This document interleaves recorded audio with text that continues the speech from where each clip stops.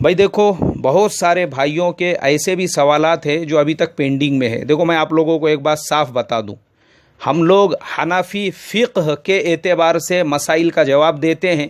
ہمارے معتبر علماء کے کتابوں میں اگر ہم کو ان کا جواب ملتا ہے تو ہی ہم آپ کو رپلائی دیتے ہیں، کیونکہ ہماری جو حیثیت ہے وہ صرف ایک مسائل ریڈر کی ہے، یعنی آپ کو مسئلہ پڑھ کے سنانے والے کی ہے۔